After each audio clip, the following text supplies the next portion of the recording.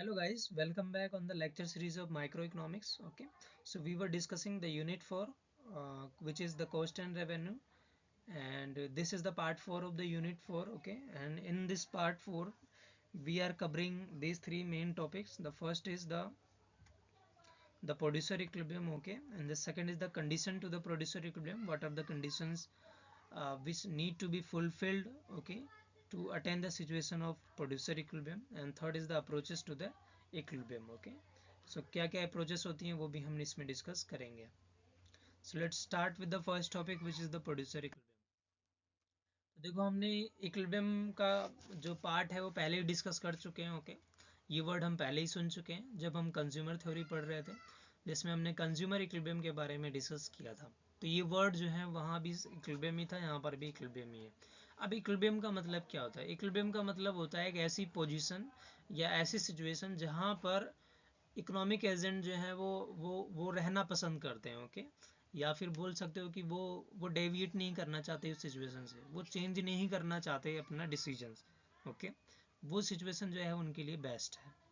Okay, सो producer के लिए क्या बेस्ट है वो हम उसको हम क्या बोलते हैं? तो ऐसी सिचुएशन जो प्रोड्यूसर के लिए बेस्ट है उसे हम बोलते हैं producer equilibrium. Okay, so it is the situation where producer maximize its profit. Producer का एक जो सिंगल ऑब्जेक्टिव होता है वो होता है प्रॉफिट को मैक्सिमाइज करना.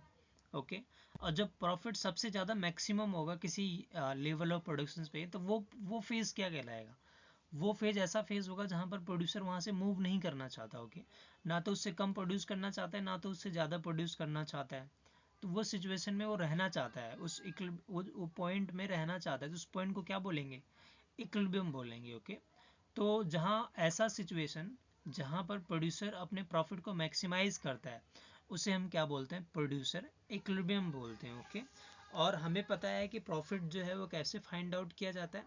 प्रॉफिट जो है जिसे हम पाई से डिनोट करते हैं वो टोटल रेवेन्यू माइनस में टोटल कॉस्ट, या फिर रेवेन्यू माइनस में कॉस्ट आप लिख सकते हो. इनके बीच में डिफरेंस जो है प्रॉफिट को राइज करता है. ओके, और जितना ज़्यादा इनके बीच में डिफरेंस होगा उतना ज़्यादा प्रॉफिट बढ़ेगा. ओके, और ये इसको मैक्सिमाइज करने का मतलब क्या है? देखो ध्यान से समझना. प्रॉफिट को मैक्सिमाइज करने का मतलब ये है कि या आप कॉस्ट को कांस्टेंट रखकर रेवेन्यू को बहुत ज़्यादा बढ़ा दो. प्रोड्यूसर इस पे रेवेन्यू पे फोकस करे कि कॉस्ट सेम हो. मान लेते हैं कॉस्ट 100 है और ये भी 100 है, तो कुछ भी नहीं होगा. पर अगर इसको बढ़ा दिया जाए 1 2 3 4, फिर ये 1100 हो गया, 11,000 हो गया, तो इनके बीच में गैप अपने आप बढ़ता जाएगा और प्रॉफिट बढ़ता जाएगा. ओके, या तो ये तरीका है कि कॉस्ट को कांस्टेंट रखकर रेवेन्यू को बढ़ा दिया जाए. दूसरा तरीका ये है कि रेवेन्यू को कांस्टेंट कर दिया जाए और कॉस्ट को मिनिमाइज कर दिया जाए, है ना. क्योंकि ये क्या है, ये दोनों इनडायरेक्ट रिलेशन रखते हैं ना, इनवर्स रिलेटेड है एक दूसरे से. तो कॉस्ट को मिनिमाइज कर दिया जाए. अब ये जो प्रॉफिट को मैक्सिमाइज करने का जो ऑब्जेक्टिव है ये प्रोड्यूसर का होता है. ओके, और जहाँ पर इसका प्रॉफिट मैक्सिमाइज होता है उसको हम क्या बोलते हैं? प्रोड्यूसर इक्विलिब्रियम बोलते हैं. तो अगर हम प्रॉफिट की बात करें तो प्रॉफिट की जो 3 फॉर्म्स होती हैं, यानी कि बोल सकते हैं कि 3 प्रॉफिट होते हैं प्रॉफिट्स के. ओके, 3 पार्ट होते हैं प्रॉफिट्स के. तो पहला जो पार्ट होता है उसे हम नॉर्मल प्रॉफिट बोलते हैं. ओके, नॉर्मल प्रॉफिट ये ऐसी सिचुएशंस होती है, देखो ध्यान से समझना. नॉर्मल प्रॉफिट ऐसी सिचुएशन होती है जहां पर रेवेन्यू जो है वो कॉस्ट के बराबर होती है, यानी कि जितना खर्चा किया गया है उतनी इनकम जो है वो मिल गई. इसका मतलब क्या हुआ? हमें पता है कि प्रॉफिट कैसे निकलता है? T R minus T C. Okay, या रेवेन्यू माइनस कॉस्ट. तो अगर ये आपस में बराबर होंगे तो आंसर क्या आएगा? जीरो. यानी कि ऐसा सिचुएशन जहां प्रॉफिट क्या है? जीरो है, उसे हम क्या बोलते हैं? नॉर्मल प्रॉफिट बोलते हैं. अब एक और क्वेश्चन आता है कि अगर प्रॉफिट जीरो है तो प्रोड्यूसर क्यों इस सिचुएशन में आना चाहेगा? तो देखो, हमें पता है कि जो टोटल कॉस्ट होती है वो फैक्टर ऑफ प्रोडक्शन पे किया गया खर्चा होता है. ओके, है ना. तो फैक्टर ऑफ प्रोडक्शन में जो मेन इनपुट्स होते हैं, अगर ध्यान दो आप, तो एक लेबर होता है, एक कैपिटल होता है. ओके, और रॉ मटेरियल, ये सारी चीज़ें होती है, बिल्डिंग होती हैं, और एक एंटरप्रेन्योर होता है जो जो मालिक होता है. ओके, या जो बिजनेसमैन होता है. तो ये सारी क्या होती है? कॉस्ट होती है. लेबर को क्या क्या कॉस्ट आती है? वेज आता है, वेज देना पड़ता है. कैपिटल को क्या देना पड़ता है? इंटरेस्ट देना पड़ता है. अगर बिल्डिंग है तो रेंट देना पड़ेगा. और इंटरप्रेन्योर का क्या होता है, इंटरप्रेन्योर का प्रॉफिट होता है। ओके, तो ये सारी जो है वो क्या होती है, कॉस्ट होती है एक फर्म के लिए। तो देखो इस टोटल, अगर ये आपस में बराबर भी हो जाते हैं, टोटल रेवेन्यू टोटल कॉस्ट, तो एटलीस्ट जो है इंटरप्रेन्योर ये प्रॉफिट तो अर्न कर रहा है ना, नॉर्मल प्रॉफिट में भी ये जो प्रॉफिट है इसका हिस्सा है वो तो आ रहा है ना उसके पास। तो इसीलिए नॉर्मल प्रॉफिट का मतलब ये नहीं होता कि फर्म को कुछ भी प्रॉफिट नहीं हो रहा। ठीक है, जो फैक्टर सर्विसेज देने के बदले मिलनी चाहिए, तो इंटरप्रेन्योर भी तो अपना दिमाग लगा रहा है ना, इंटरप्रेन्योर चीज़ों को मैनेज कर रहा है, एफर्ट दे रहा है, टाइम दे रहा है, एनर्जी दे रहा है, तो इसीलिए उसको क्या मिलता है, उसको प्रॉफिट मिलता है। प्रॉफिट जो है टोटल कॉस्ट का पार्ट है। ओके, तो इसीलिए नॉर्मल प्रॉफिट में एक एक्सपेक्टेड मिनिमम रिटर्न इंक्लूड होता है पहले से ही। ओके, जो एक फर्म जो है वो चाहती है कि मिनिमम इतना तो मुझे मिलना चाहिए, वो क्या है, वो ये वाला पार्ट है जो इंटरप्रेन्योर को मिलता है। ओके, दूसरा है सुपर नॉर्मल प्रॉफिट। ये याद रखना कि नॉर्मल प्रॉफिट में रेवेन्यू और कॉस्ट जो है आपस में क्या होते हैं, बराबर होते हैं। यानी कि जो एक्चुअल में जो प्रॉफिट हम फाइंड आउट करते हैं, total revenue minus total cost, वो क्या होती हैं, वो जीरो होती हैं। ओके, सो हम लिख सकते हैं कि यहाँ पर जो प्रॉफिट होती हैं वो क्या होती हैं, जीरो होती हैं। सुपर नॉर्मल प्रॉफिट और इकोनॉमिक प्रॉफिट क्या होता है, सुपर नॉर्मल प्रॉफिट और इकोनॉमिक प्रॉफिट तब निकलता है जब टोटल रेवेन्यू ज़्यादा होती है टोटल कॉस्ट से। ओके, यानी कि यहाँ प्रॉफिट क्या होता है, पॉजिटिव होता है। और नेगेटिव या एबनॉर्मल प्रॉफिट या लॉस किसे बोलते हैं, जहाँ पर टोटल रेवेन्यू लेस देन होता है टोटल कॉस्ट से। ओके, यानी कि प्रॉफिट जो होता है वो क्या होता है, नेगेटिव में होता है, और यहाँ प्रॉफिट जो होता है क्या होता है, पॉजिटिव में होता है। ओके, से तीन टाइप्स के प्रॉफिट होते हैं, एक तो प्रॉफिट जीरो हो रहा है, एक तो सुपर नॉर्मल प्रॉफिट हो रहा है जहाँ पर प्रॉफिट पॉजिटिव में हो रहा है, और एक है कि प्रॉफिट जो है नेगेटिव में हो रहा है जिससे हम लॉस भी कहते हैं। ओके, सो आगे बढ़ते हैं हम। Condition to the producer equilibrium, कि what are the conditions which need to be fulfilled, okay, by the producers to attain the situations of prosperous, है ना, या ऐसी सिचुएशन जहाँ पर उसको एडवांटेज मिल रहा हो सबसे ज़्यादा, प्रॉफिट जहाँ मैक्सिमम हो। पहला जो इसका कंडीशन होता है वो होता है मार्जिनल कॉस्ट जो है, मार्जिनल रेवेन्यू आपस में क्या होनी चाहिए, बराबर होनी चाहिए। ओके, दूसरा है marginal cost must cuts M R from below, यानी कि मार्जिनल कॉस्ट नीचे से एम आर को काटना चाहिए। अगर ये दो कंडीशन सेटिस्फाइड हो रही हैं तो इसका मतलब जिस पॉइंट पर ये दोनों कंडीशन सेटिस्फाइड होंगी वो पॉइंट जो होगा प्रोड्यूसर इक्विलिब्रियम का कहलाएगा, और उस पॉइंट पर प्रॉफिट जो है मैक्सिमम होगा। ओके, अब हमें पता है कि देखो अगर प्राइसेस, ध्यान देना, अगर मैं इन दोनों कर्व की बात करूं तो हमें पता है कि एम आर कर्व जो है वो दो बनता है। पहला है जब प्राइस जो है वो कांस्टेंट हो, और दूसरा जो है प्राइस नॉट कांस्टेंट, यानी कि ये चेंज किया जा सकता है। अगर प्राइस कांस्टेंट हो तो हमें पता है ये एक हॉरिजॉन्टल लाइन बनती है जहाँ पर पी ए आर और एम आर क्या होते हैं, आपस में बराबर होते हैं। ओके, पर अगर प्राइस कांस्टेंट नहीं है तो हमें पता है कैसे बनता है, एम आर कर्व जो है वो क्या होता है, नीचे की तरफ बनता है। क्योंकि ये अगर मैं और थोड़ा आपको याद दिलाने की बात करूँ तो देखो ए आर कर्व ऐसा बनता है और नीचे एम आर है, तो मैंने सिर्फ एम आर कर्व बताया। ओके, अगर एम सी की बात करें, कोस्ट वाले अगर पार्ट में अगर हम जाएं तो एम सी कर्व जो होता है वो क्या बनता है, यू शेप्ड का कर्व बनता है ना, यू शेप्ड।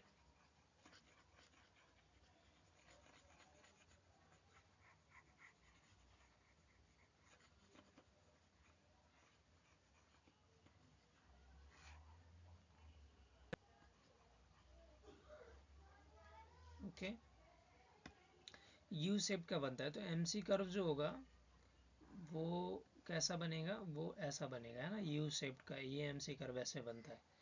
और अगर मैं, तो इन दोनों कंडीशन सेटिस्फाइड होनी चाहिए। ओके, तो लेट आगे बढ़ते हैं, देखते हैं। तो हम इसमें प्रोड्यूसर इक्विलिब्रियम ग्राफ की मदद से देखेंगे। ओके, उससे पहले मैं आपको ये बताना चाहता हूँ, यहाँ मैंने एक वर्ड लिखा है परफेक्ट कंपटीशन। ओके, सो अगर मार्केट की बात करें थोड़ा सा हम यहाँ पर ब्रीफ में देखेंगे कि क्या मतलब होता है। मार्केट जो है एक ऐसा प्लेस होता है जहाँ बायर और सेलर जो है आपस में इंटरेक्ट करते हैं। ओके, और सामान एक्सचेंज करते हैं। तो मार्केट जो है यहाँ दो फॉर्म है मार्केट की, दो स्ट्रक्चर्स होते हैं। एक होता है परफेक्ट कंपटीशन का स्ट्रक्चर जहाँ कंपटीशन बहुत ज़्यादा होता है, परफेक्ट कंपटीशन। दूसरा होता है imperfect competition,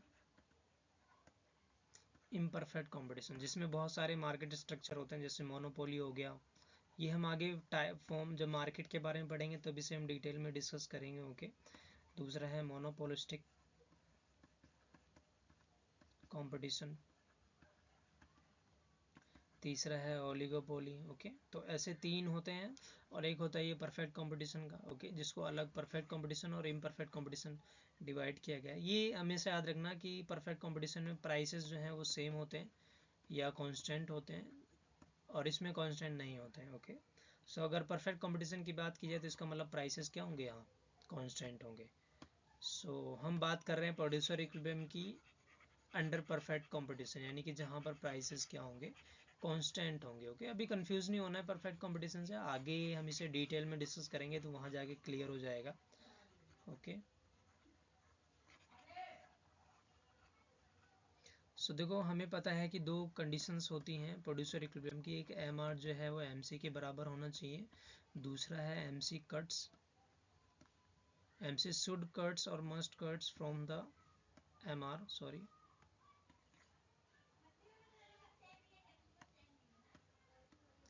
MR from below, तो नीचे से उसे काटना चाहिए। ओके, और अगर परफेक्ट कंपटीशन की बात करें जहाँ प्राइसेस क्या होते हैं, सेम होते हैं, तो यहाँ मैंने क्यू लिया है और यहाँ मैंने प्राइस लिया है।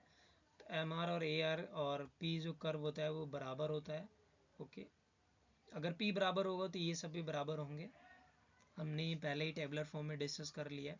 और एम सी कर्व जो होता है वो यू कर्व का होता है। ओके, सो देखो इसमें इसमें दो पॉइंट हैं, एक ए है और एक बी है, जहाँ पर एम सी और एम आर आपस में बराबर हैं, पर ये इस ए पॉइंट पर क्यों 1 यूनिट प्रोड्यूस की जा रही है और बी पॉइंट पर क्यों 2 यूनिट प्रोड्यूस की जा रही है, तो हमें पता नहीं चल रहा है कि ए पर प्रोड्यूसर इक्विलिब्रियम है या बी पर प्रोड्यूसर इक्विलिब्रियम है या किस पॉइंट पर प्रोड्यूसर इक्विलिब्रियम है।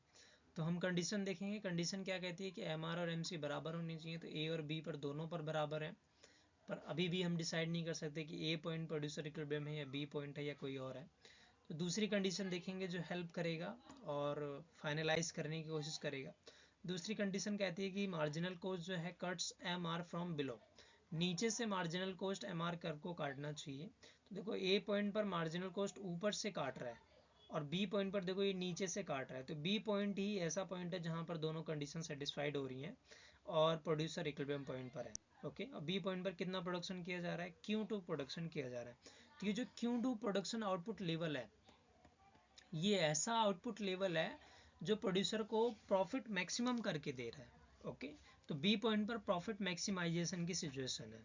ओके, अब बात करते हैं कि बी पॉइंट पर ही क्यों नहीं हो। अगर प्रोड्यूसर बी से ज़्यादा प्रोड्यूस करने की कोशिश करता है या बी से कम प्रोड्यूस करने की कोशिश करता है, तो ऐसा क्या होता है कि वो बी पर ही आके प्रोड्यूस करना चाहेगा। ओके, तो आइए हम डिस्कस करते हैं। लेट सपोज करते हैं हम ए से पहले के पॉइंट की बात करते हैं ना, यहाँ से स्टार्ट करते हैं, ए के पहले के पॉइंट की बात करते हैं। देखो अगर ए से पहले लेट सपोज करते हैं ये वाला पॉइंट है, देखो इस वाले पॉइंट में मार्जिनल कॉस्ट जो है वो इस पॉइंट पर काट रहा है और मार्जिनल रेवेन्यू को इस पॉइंट पर काट रहा है, तो यहाँ पर बड़ा कौन है। तो देखो बड़ा जो है वो क्या है, ध्यान से समझना, बहुत ज़्यादा इंपॉर्टेंट है।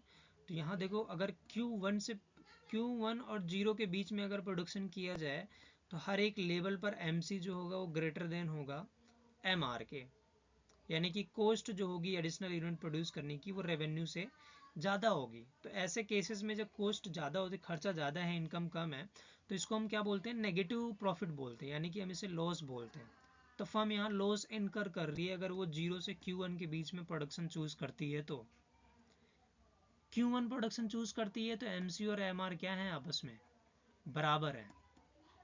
ओके, MC और MR बराबर है, बट लेट सपोज करते हैं अगर प्रोड्यूसर और चाहता है प्रोडक्शन करना, लेट सपोज करते हैं यहाँ पर प्रोडक्शन चाहता है वो या यहाँ करना चाहता है, तो ऐसे केसेस में देखो MC यहाँ पर है, MR यहाँ पर है, तो MC is less than MR if the producer produces more than the Q1 unit level of output. Okay, तो ऐसे केसेस में क्या होगा कि देखो मार्जिनल को रेवेन्यू ज़्यादा हो गई, इसका मतलब प्रॉफिट स्टार्ट हो गया इसका, अब बताओ एक रेशनल प्रोड्यूसर क्या चाहेगा?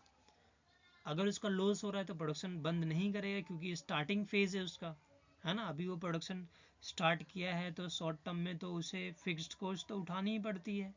ओके, इतनी जल्दी तो प्रॉफिट नहीं आता है। Q1 लेवल पे देखा तो उसका प्रॉफिट कम होते होते होते जीरो हो गया। ओके, और जैसे ही उसने Q1 से ज़्यादा प्रोड्यूस किया उसका प्रॉफिट बनने स्टार्ट हो गया, है ना, उसका प्रॉफिट होना स्टार्ट हो गया, क्योंकि मार्जिनल कॉस्ट कम हो गई और मार्जिनल रेवेन्यू ज़्यादा हो गया। ऐसे केसेस में वो एक एडिशनल यूनिट प्रोड्यूस करता जा रहा है, उसका प्रॉफिट जो है वो बढ़ता हुआ जा रहा है। तो एक रेशनल कंज्यूमर यही चाहेगा कि वो तब तक प्रोड्यूस करता रहे जब तक उसका प्रॉफिट जो है बढ़ रहा है। ओके, सो देखो वो अपना प्रॉफिट जो है वो बढ़ाता रहेगा, क्योंकि यहाँ मार्जिनल कॉस्ट कम है कम है कम है। Q2 पॉइंट पर आकर ये दोनों आपस में बराबर हो जाते हैं, यानी कि मार्जिनल कॉस्ट और मार्जिनल रेवेन्यू आपस में बराबर हो जाता है। तो ये जो पॉइंट है, ये जो पॉइंट है, ये वाला पॉइंट, ये जो पॉइंट है ये वाला, ये क्या है, ये प्रॉफिट है। फर्म को क्या हो रहा है, प्रॉफिट हो रहा है। अब बी पॉइंट क्या है, बी पॉइंट में अब कोई प्रॉफिट नहीं हो रहा है एडिशनल यूनिट प्रोड्यूस करने पर फिर भी मान लेते हैं कि प्रोड्यूसर अपना एक्स्ट्रा यूनिट और देना चाहता है, प्रोड्यूस करना चाहता है, तो Q2 से आगे वो अगर वो प्रोडक्शन करता है, देखो MC फिर से ग्रेटर देन हो जाती है MR के, और लॉस होना स्टार्ट हो जाता है। तो अगर वो Q2 से पहले प्रोडक्शन करता है तो उसे प्रॉफिट हो रहा है, तो सिंपल सी बात है, अगर प्रॉफिट हो रहा है तो प्रोड्यूसर क्यों बंद करेगा। Q2 के बाद अगर वो प्रोडक्शन करता है तो उसे लॉस होना स्टार्ट हो जाता है। तो इसका मतलब Q2 ही एक ऐसा पॉइंट है जहां पर उसका प्रॉफिट जो है वो मैक्सिमम हो जा रहा है। ओके, इसीलिए प्रोड्यूसर ना तो Q2 से पहले प्रोड्यूस करना चाहता है, ना Q2 के बाद प्रोड्यूस करना चाहता है। ओके, वो आउटपुट लेवल अपना Q2 रखना चाहता है जहां पर ये दोनों कंडीशन सेटिस्फाइड भी हो रही है और उसका प्रॉफिट मैक्सिमम भी है। ओके, अब हम बात करते हैं producer equilibrium under imperfect competition, जहां पर प्राइस क्या होती है, प्राइस वेरी करती है, यानी कि चेंज होती है। मैंने बताया था कि अगर प्राइस चेंज हो रही है तो हमारा MR कर्व जो है वो क्या होता है, नीचे की तरफ बनता है, और ये फिर नेगेटिव से जीरो भी हो जाता है। और दूसरा कर्व जो बनता है हमारा U का, वो क्या होता है, मार्जिनल कॉस्ट कर्व होता है। अब देखो यहाँ पर भी दो पॉइंट पर एक दूसरे को इंटरसेक्ट कर रहे हैं। ये क्या है, ये Q1 है, ये क्या है, ये Q2 है। अब देखो यहाँ पर भी ये प्राइस मान लेते हैं यहाँ पर। अब कंडीशंस क्या होती हैं प्रोड्यूसर इक्विलिब्रियम की, कि MR जो है वो MC के बराबर होना चाहिए, और दूसरा है कि MC cuts MR from below. A point पर देखो ऊपर से काट रहा है, बी पॉइंट पर नीचे से काट रहा है, तो बी पॉइंट ही ऐसा जहां दोनों कंडीशन सेटिस्फाइड हो रही हैं। और फिर हम ये पहले डिस्कस कर चुके हैं कि अगर Q2 से पहले अगर कोई प्रोडक्शन किया जाता है तो देखो यहाँ MC कम है और MR ज़्यादा है, तो इसका मतलब प्रॉफिट हो रहा है। तो ये जो पार्ट है, ये वाला जो पार्ट है, ये क्या है, ये प्रॉफिट को शो कर रहा है। ओके, तो Q2 से अगर पहले करता है तो उसका प्रॉफिट बढ़ रहा है, इसलिए प्रोडक्शन नहीं रोकेगा। Q2 के बाद अगर वो करता है तो उसका मार्जिनल कॉस्ट ज़्यादा हो जाता है, ये देखो ज़्यादा हो गया और ये कम है, तो ऐसे केसेस में लॉस होना स्टार्ट हो जाता है। ओके, तो Q2 ही एक ऐसा पॉइंट है, ना कि उसका प्रॉफिट बढ़ रहा है और ना ही लॉस हो रहा है। ओके, तो Q2 is the point where the profit maximises his profit. Okay, अब अगर हम बात करें, देखो एक तो हमने देखो इसको मैं थोड़ा हमारे पास और स्लाइड्स नहीं है, मैं इसी में बताने का ट्राई करता हूँ। ओके, आई होप आपको समझ में आएगा। I need space. दो कंज्यूमर इक्विलिब्रियम को समझने के दो अप्रोचेस हैं। ओके, एक अप्रोच अभी मैंने डिस्कस कर दी दोनों मार्केट में, परफेक्ट और इम्परफेक्ट मार्केट में। दूसरी अप्रोचेस ये है, ध्यान देना, ये मैं इसको मिटा देता हूँ, ये अभी कोई काम की नहीं है। ओके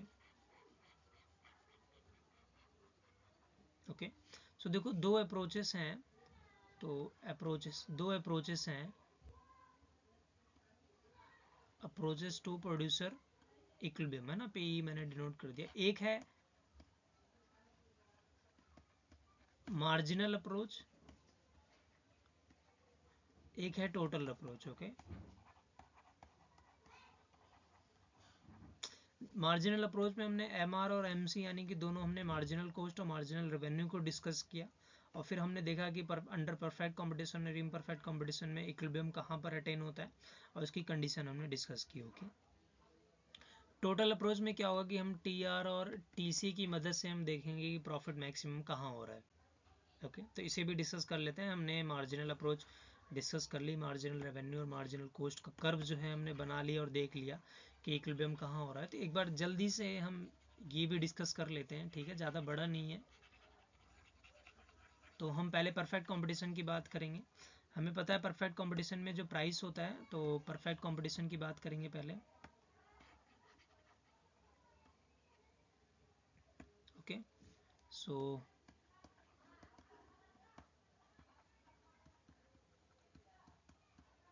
परफेक्ट कंपटीशन में अब देखो प्रॉफिट कैसे निकलता है, टोटल रेवेन्यू माइनस में टोटल कॉस्ट, यानी कि जब इनके बीच में ज़्यादा गैप होगा तो प्रॉफिट ज़्यादा होगा, कम गैप होगा तो प्रॉफिट कम होगा। ओके, तो अगर मैं परफेक्ट कंपटीशन की बात करूँ जहाँ प्राइस सेम होता है, तो हमने डिस्कस किया था कि अगर प्राइस कांस्टेंट है, ये प्राइस है और यहाँ पर क्या है, क्वांटिटी है, अगर प्राइसेस सेम होते हैं तो मार्जिनल रेवेन्यू कर्व हॉरिजॉन्टल बनता है और टोटल रेवेन्यू कर्व क्या होता है, एक स्ट्रेट लाइन होती है।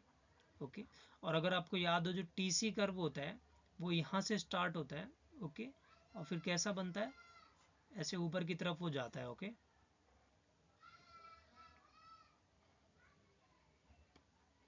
ऊपर की तरफ जाता है। अब इसमें हमें पहचानना है कि प्रॉफिट मैक्सिमम कहाँ होगा, ध्यान से समझना। ये देखो ये जो कर्व है, तो रुक जाओ थोड़ा क्लीन करते हैं। ये परफेक्ट कंपटीशन की बात कर रहे हैं। ओके, हम देखो ये जो है ये टोटल रेवेन्यू है और ये टोटल कॉस्ट है। ओके, तो देखो अलग अलग पॉइंट है। प्रॉफिट हमें हमें ऐसी सिचुएशन देखनी है, ऐसा लेवल ऑफ प्रोडक्शन देखना है जहाँ पर टोटल रेवेन्यू और टोटल कॉस्ट के बीच में जो गैप है वो ज़्यादा है।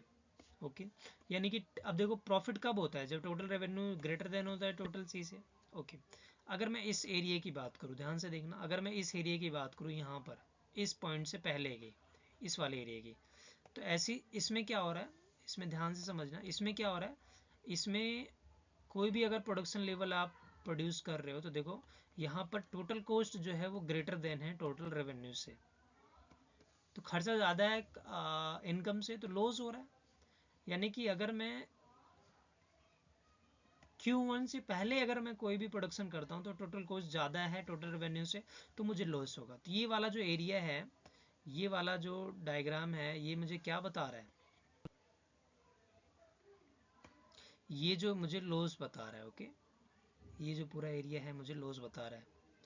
Q1 के बाद की बात करते हैं। Q1 में अगर हम कोई भी प्रोडक्शन यूनिट लेते हैं, लेट सपोज करते हैं ये करते हैं, तो यहाँ देखो टोटल कॉस्ट कम हो गई, टोटल रेवेन्यू ज़्यादा हो गया, यानी कि प्रॉफिट हो रहा है। और अगर मैं प्रोडक्शन करता हूँ तो अभी भी टोटल रेवेन्यू ज़्यादा है टोटल कॉस्ट से। ऐसे ऐसे इस वाले पॉइंट पर आते हैं जहाँ पर लेट सपोज करते हैं Q2 यूनिट प्रोड्यूस की जा रही है। Q2 में क्या है, यहाँ तो ना तो प्रॉफिट हो रहा है ना ही लॉस हो रहा है ना, क्योंकि हमने पता यहाँ नॉर्मल प्रॉफिट हो रहा है। ये जो ये पॉइंट है, ये ए और बी का जो पॉइंट है, ये क्या बता रहा है, ए और बी नॉर्मल प्रॉफिट बता रहा है, जहाँ पर टोटल रेवेन्यू टोटल कॉस्ट आपस में बराबर होते हैं। ओके, यानी कि प्रॉफिट जीरो होता है। अब अगर मैं इसके Q2 के बाद की बात करूं तो Q2 के बाद जो है देखो टोटल कॉस्ट फिर से ऊपर हो गया टोटल रेवेन्यू की, यानी कि लॉस होना स्टार्ट हो जाए, यानी कि ये भी लॉस का पॉइंट है। तो प्रॉफिट कहाँ हो रहा है, सिर्फ प्रॉफिट इस वाले डब्बे में हो रहा है, इस वाले स्पेस में हो रहा है। अब हमें ये जानना है कि Q1 से Q2 के बीच में वो कौन सा लेवल ऑफ यूनिट है, लेवल ऑफ प्रोडक्शन है जहाँ पर मैक्सिमम प्रॉफिट हो रहा है।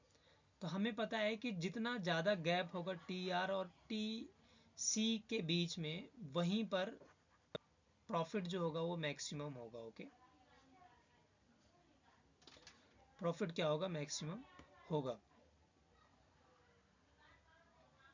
तो देखो ये वाला जो गैप है, ये वाला यहाँ पर, ये बीच में इसके यहाँ पर देखो टोटल कॉस्ट और टोटल रेवेन्यू के बीच में बहुत ज़्यादा गैप है। तो ये वाली जो सिचुएशन है, यानी कि इस पे जो हमारा आउटपुट होगा, इस पे जो हमारा आउटपुट होगा इस गैप पे, ये वाला, ये हमारा प्रॉफिट मैक्सिमाइजेशन पॉइंट होगा, प्रॉफिट मैक्सिमम पॉइंट होगा, जिसको हम क्या बोलते हैं, जिसको हम प्रोड्यूसर इक्विलिब्रियम बोलते होंगे।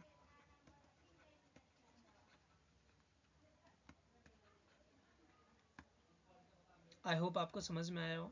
देखो इसमें कोई पॉइंट इंटरसेक्शन नहीं होता है, इसमें हमें ये देखना पड़ता है कि ऐसा कौन सा पॉइंट है जहाँ पर टोटल रेवेन्यू और टोटल कॉस्ट के बीच में गैप ज़्यादा है। तो ये वाला जो पॉइंट है जहाँ पर गैप ज़्यादा है वो क्या होगा, या फिर ऐसे बोल सकते हो जब इन दोनों का स्लोप, यानी कि टोटल रेवेन्यू का स्लोप क्या होता है, MR होता है, और टोटल कॉस्ट का स्लोप क्या होता है, MC होता है, जब ये आपस में बराबर हो।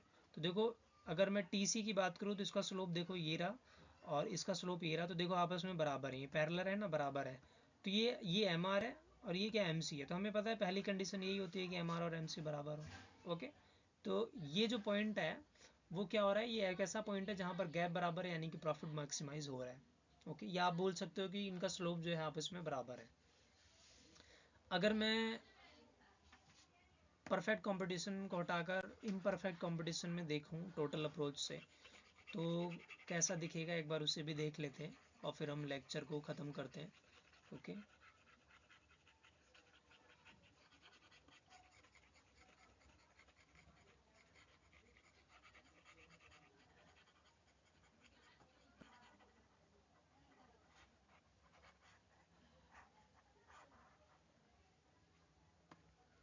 देखो under imperfect competition, under imperfect competition under imperfect competition में जो MR कर्व होता है वो कुछ ऐसा बनता है। ओके, इसको थोड़ा मैं ओरिजिन से स्टार्ट करता हूँ।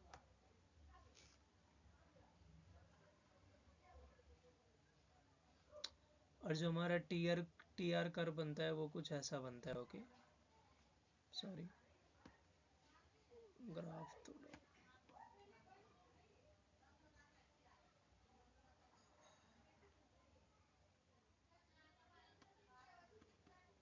फ़र्क यही है कि यहाँ पर TR जो है वो एक स्ट्रेट लाइन नहीं जा रही है, बाकी ये दोनों सेम है। तो यहाँ पर भी देखो ये वाला जो पोर्शन है ये लॉस का पोर्शन है, इसके बाद भी जो पोर्शन बनेगा वो लॉस का पोर्शन बनेगा, क्योंकि यहाँ पर टोटल रेवेन्यू लेस देन है टोटल कॉस्ट के, और ये वाला एरिया जो है प्रॉफिट का है। तो हमें पता है कि जब इन दोनों के स्लोप बराबर होते हैं, यानी कि ये वाला पॉइंट और ये वाला पॉइंट कहाँ बराबर है, यहाँ पर है, तो इस पर क्या होगा, इन दोनों का गैप जो है वो ज़्यादा है। तो हमें गैप देखना पड़ता है टोटल अप्रोच में। टोटल अप्रोच ज़्यादा इंपॉर्टेंट नहीं है, मार्जिनल अप्रोच ज़्यादा इंपॉर्टेंट है। फिर भी ये आपको समझने के लिए आप देख सकते हो कि जहाँ पर ज़्यादा गैप होगा, ओके, या फिर जहाँ पर दोनों लाइनें पैरेलल होंगी, ये हमें से याद रखना, जहाँ पर जिनका स्लोप पैरेलल होगा वही पॉइंट होगा जहाँ पर इनके बीच में गैप ज़्यादा होगा। ओके, सो उस कॉरेस्पॉन्डिंग लेवल ऑफ इनपुट पे वही लेवल ऑफ प्रोडक्शन होगा जहाँ पर प्रॉफिट मैक्सिमम होता है। ओके, आई होप आपको ये प्रोड्यूसर इक्विलिब्रियम कॉन्सेप्ट समझ में आया हो दोनों अप्रोचेस से। Thank you.